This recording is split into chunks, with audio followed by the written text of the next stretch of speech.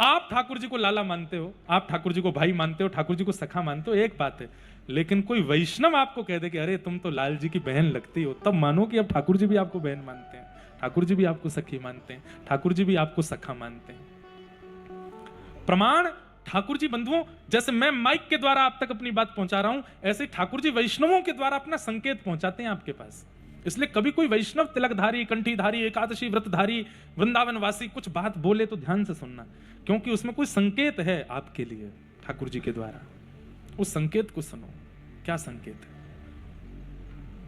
एक बालक मुझको नाना जी बोलता है, मुझको कहीं कथा हो रही तो जोर से बोला नाना जी प्रणाम। मैंने कि हैं कौन सा देवता आयो भैया मेरा, तब मेरा ब्याह भी नहीं हुआ, तब मैंने कि ब्याह भयो नहीं, बालक है नहीं, देवता पहले है क्यों। हमने कि भैया तू नाना जी काई को बोले,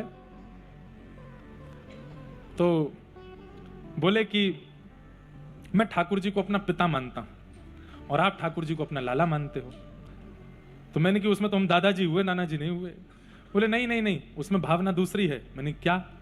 बोले कि मैं ठाकुर जी को आप लाला मानते हो, पर मैं किशोरी जी को आपकी लाली मानता हूं, उस भाव से मैं आपको नाना जी बोलता हूं। मैंने वाह बहुत बढ़िया, तो नाना जी बोल रहे या भाव से। एक बालक जीजा जी बोलता है, कहीं आए कथा में बोले जीजा जी प्रणाम।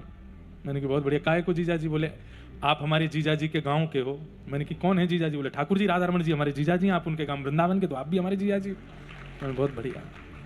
कोई फूफा जी बोल जाते हैं, कोई ताऊ जी बोल जाते हैं, तो सब संबंध आप लोग मानते हैं, पर वास्तव में संबंध ठाकुर जी से आपका क्या है, ये कोई वैष्णव प्रमाणित करता है। कभी बोल दे, सहज ही बोल दे, अरे मैया ने रुक जाओ, मैया बोल दिया तो समझो ठाकुर जी संकेत ही कर रहे हैं कि ठाकुर जी आपको मां मानते हैं। वैष्णवों की वाणी से संकेत समझो। वैद्यम वास्तव मत्र वस्तु शिवदम तापत्रयोन्मूलनम निगम कल्प तरोर्गलितम फलम सुख मुखादमृतद्रव संयुतम पिबत भागवतम रसमालयम मुहुर्हो रसिका भुवि भावुका। आप लोगों ने चंद्रहास जी का चरित्र अभी कुछ दिन पहले मैंने कहा था, सुनिएगा, बहुत अच्छा चरित्र है चंद्रहास। नारद जी महाराज के 3 भक्त हुए जिनके उन्होंने चरित्र स्वयं गाए। गुरु का चरित्र शिष्य गाए ये सुना गया, पर शिष्य का चरित्र गुरु गावे ये बहुत कम हुआ। नारद जी ने अपने 3 भक्तों के चरित्र गाए हैं। एक भक्त हैं श्री ध्रुव जी महाराज, एक भक्त श्री प्रहलाद जी महाराज, और तीसरे नारद जी के शिष्य हैं श्री चंद्रहास जी। चंद्रहास जी का बहुत सुंदर चरित्र है। चंद्रहास जी के चरित्र में भी ऐसे ही आता है कि बाल काल में उनके माता पिता चले गए, तो एक दाई जो बालकों को संभालती हैं बड़े घरों में, वो दाई ही उनकी मां बन गई। जब 5 साल के चंद्रहास जी हो गए तो दाई भी प्राण त्यागने लगी, तो चंद्रहास जी रोने लगे, माता पिता भी चले गए, आप भी चले गए, अब मेरा कौन है। तब दाई ने समझाया कि कृष्ण ही तुम्हारे मां हैं, कृष्ण ही तुम्हारे पिता हैं। बस ये बाल चेष्टा में इतना भाव डाला गया, उसी से चंद्रहास महान भक्त हो गए। ठाकुर जी को ही अपने माता पिता मानते थे। बहुत बड़ा चरित्र है, वो तो नहीं कहूंगा। वही हुआ आपके नरसिंह मेहता जी के चरित्र में भी।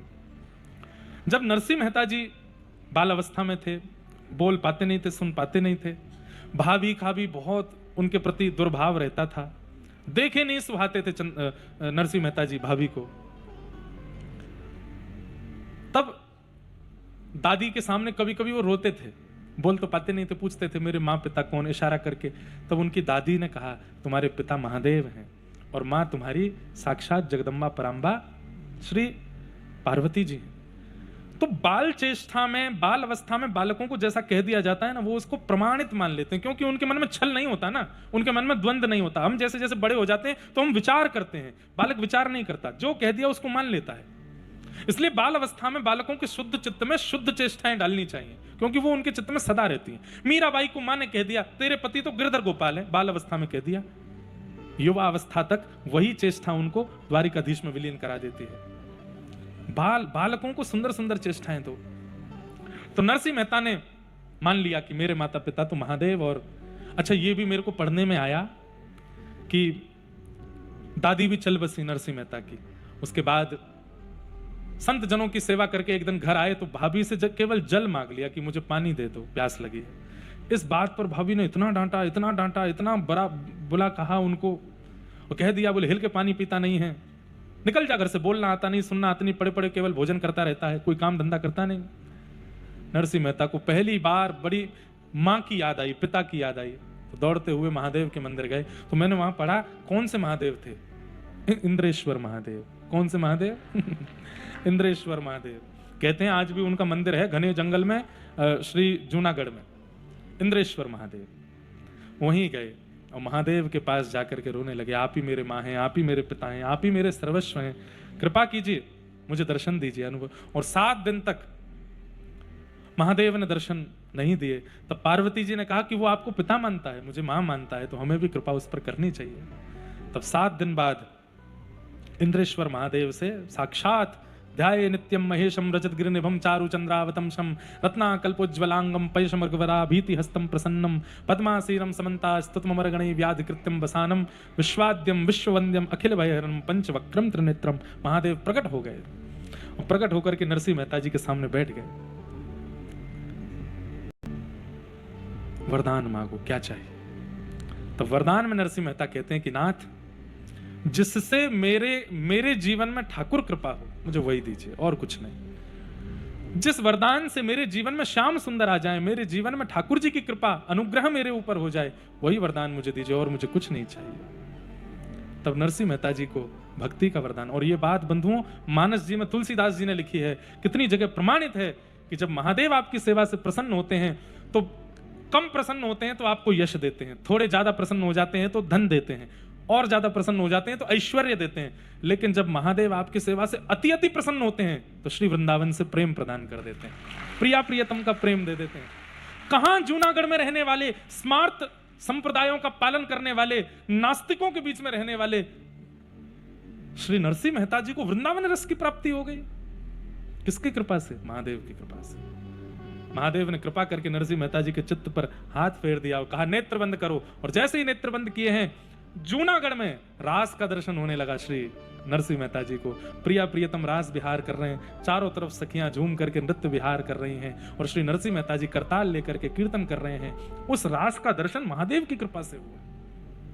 लोग इस बात को समझ नहीं पाते, कई बार शैव और कई बार अन्य भी लोग खंडन करते हैं, मेरा भी खंडन करते हैं कि आप ऐसा क्यों कहते हैं, पर ये सत्य है। कई महादेव के उपासकों को यह बात अच्छी नहीं लगती, वो मेरे से बोल देते हैं, बुरा भला कह देते हैं, आप ऐसा क्यों कहते हैं कि महादेव की कृपा से कृष्ण भक्ति मिलती है, अरे महादेव की कृपा से महादेव मिलते हैं। मैंने कहा तुम समझ ही नहीं पाए इस बात को। महादेव की कृपा से हमारी श्री जी की प्राप्ति होती है, महादेव की कृपा से हमारे वरसानी लाडली जी की प्राप्ति होती है। हम ये नहीं कहते कि महादेव प्राप्त नहीं होते। भाई, व्यक्ति को आपसे प्रेम होता है वो अपने तक रखता है, लेकिन जब आपसे अति प्रेम होता है तो अपने परिवार में भी शामिल कर लेता है। श्री जी और ठाकुर जी जब महादेव को अति आपसे प्रेम होता है तो अपने पास तक रखते हैं, केदारनाथ जाओ, सोमनाथ जाओ, 12 ज्योतिर्लिंग जाओ। लेकिन जब महादेव को बहुत प्रेम हो जाता है आपसे, तो आपको उठाकर या तो जनक नंदिनी जानकी जी के चरणारविंदों में देंगे या फिर श्री वृषभानुनंदिनी लाडली जी के चरणारविंद देंगे। मुनिंद वृंद वंदिते त्रिलोक शोक हारिणी, कौन गा रहा है राधा कृपा कटाक्ष को? कदा करिष्य श्री हेमाम कृपा कटाक्ष भाजनम, कौन गा रहा है राधा कृपा कटाक्ष? स्वयं सोमनाथ गा रहे हैं, स्वयं महादेव गा रहे हैं। ये समझिए। इसलिए कभी कभी भक्ति में, प्रिया प्रियतम की भक्ति में लगता हो कि मन उदास है, मन क्षीण हो रहा है, तो महादेव पर जाके 2-4 लोटा पानी चढ़ाया, हे महादेव हमारी भक्ति थोड़ी घट रही है, ऐसा लग रहा है कि ठाकुर जी थोड़े दूर हो रहे हैं, बहुत दिन हो गए। बहुत बढ़िया युक्ति बता रहे हैं हम आपको, वृंदावन जाने को ही नहीं मिल रहा, योजनाएं बन करके बिगड़ रही हैं, कैसे जाएं हम वृंदावन? जाओ महादेव के पास और महादेव के चरणों में जाकर के जल चढ़ाओ और जल चढ़ा करके यही प्रार्थना करो, हे महादेव किशोरी जी थोड़ी दूर दूर सी लग रही हैं, वृंदावन थोड़ा दूर दूर से लगा, आप थोड़ी कृपा करो। देखना आप अन्य कारणों से जल चढ़ाओगे शायद पूरे नहीं हो, पर वृंदावन की कामना से जल चढ़ाओगे, सप्ताह भर में वृंदावन की कृपा का अनुभव हो जाएगा। ये महादेव की कृपा है और इसका प्रमाण आपके गुजरात के नरसिंह मेहता है। उनको तो भक्ति ही महादेव ने प्रदान की है वृंदावन की। ऐसे तो निगम कल्पतरोर गलितम फलम सुख मुखादमृत द्रव संयुतम पिबत भाग्यवतम रसमालयम मोर हो रसिका भुवि भावुका। वेद रूपी कल्प वृक्ष का पका हुआ फल है श्रीमद् भागवत। मैं कहा करता हूं कथा में कि कथा से कभी फल मत मांगिए। कथा आप सुन रहे हैं, ये आपके पूर्व जन्म के और इस जन्म के अच्छे कर्मों का ही फल मिला है आपको। आप कथा सुन रहे हो, फल से फल नहीं मांगा जाता, फल से रस मांगा जाता है, फल से क्षुधा की निवृत्ति मांगी जाती है, फल से अन्य फलों को जन्म देने वाली गुठली मांगी जाती है, बीज मांगा जाता है। फल से फल नहीं मांगा जाता।